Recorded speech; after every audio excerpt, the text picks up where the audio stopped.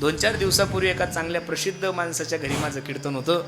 कीर्तन संपल्यानंतर आम्ही जेवायला बसल्यानंतर ते मला म्हणे, महाराज रात्रंदिवस फिरता तुम्ही, एक सांगू तुम्हाला, महाराष्ट्रामध्ये जेवढे कीर्तनकार प्रवास करतात तेवढे ट्रान्सफरवाले सुद्धा नाही करत महाराज. डेली 1000 किलोमीटरचा प्रवास करायचा. मग महाराज एवढं फिरता, एवढी दगदग करता, कधी थकत नाही, कधी तुमच्या गाडीला अपघात होत नाहीये. 0.1 सुद्धा अपघात नाहीये महाराज लोकांचे. 0.1.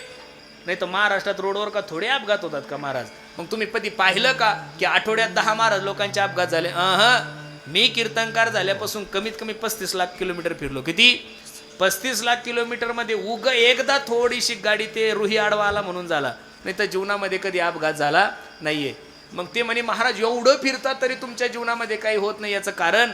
मी त्यांना जे उत्तर दिलं ते ऐकण्यासारखं आहे. म्हणलं, साहेब रात्री 9 ते 11 कीर्तन संपल्यानंतर 11च्या नंतर आमचा ड्रायव्हर गाडीच चालवत नाही. म्हणे, मग आराम करता का? नाही म्हणलं, आराम आमच्या जीवनात नाहीच आहे. मग रात्रभर गाडी कोण चालवतं? मी त्यांना जे उत्तर दिलं ते ऐकण्यासारखं आहे. म्हणलं, साहेब रात्रभर गाडी चालवायचं काम ड्रायव्हरच्या रूपात माझा पांडुरंग परमात्मा करतो, त्याच्यामुळे दुःख होण्याचं काही कारण नाही.